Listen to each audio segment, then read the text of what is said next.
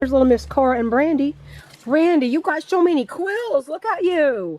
Look how quilly you are, girl. Look at that. Look at that poor girl. And they're uncomfortable when they molt like that. When you pick them up and they're full of quills, it kind of hurts a little bit. So they don't like being picked up too much when they're growing their feathers back in. Poor little things. Corey, you don't seem like you molted. Did you already molt? Brandy's, it looks like you're all done. Bash, where are you? Bash, where are you? Bash, where is he? Let's see if we can get in here. There you are. What you not doing outside with the girls, huh? What you doing, honey? Are you going to go outside with your girls? You're going outside with your girls. Are you going? Come here, sweetie. Come here, sweet baby. Come here. Oh, what a good boy. You're getting all white on your feet. My goodness. There's my baby. There's my baby right there. Yes, he is. Come on outside, honey.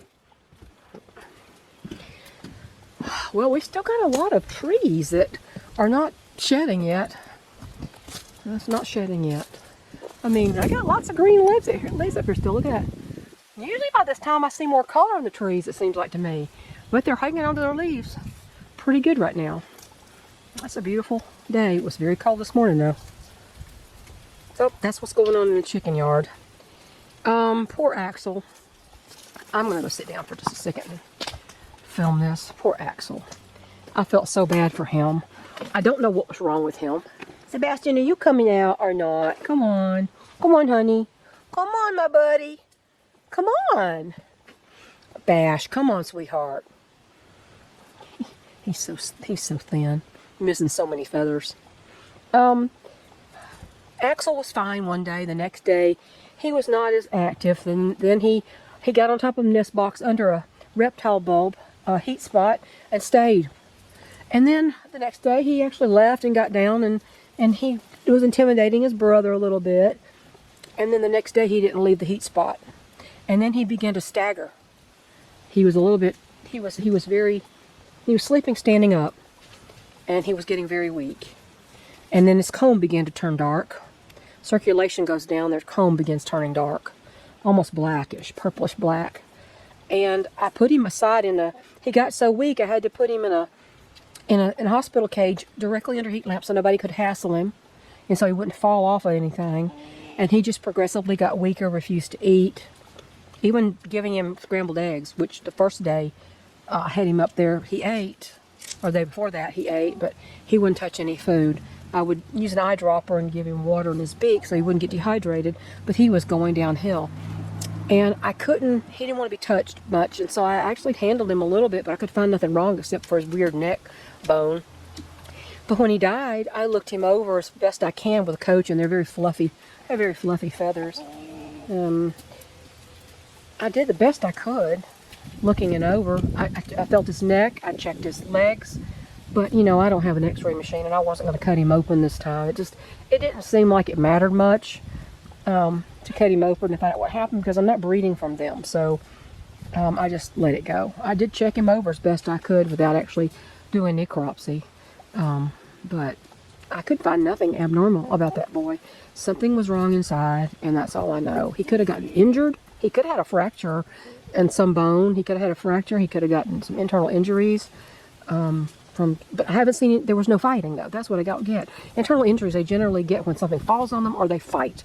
Nothing had fallen on anybody, and there was no fight. So it will remain a mystery what happened to Axel. And he got so bad off, I said to my husband, I went in that morning, I said, we have got to put him down. He cannot be allowed to go on like this. This will be cruel to let him keep going. He couldn't actually sit down because he couldn't breathe sitting down. So, you know, you do the best you can. And I've had so many things happen. I know a lot about certain things with chickens. I know a lot about most things with chickens. I've done crop surgeries. I've done all kinds of things. I've had cared for birds who had leg injuries, and they've healed over, which those take a while. And I've had a whole lot of hens have reproductive issues, and seen a lot with that.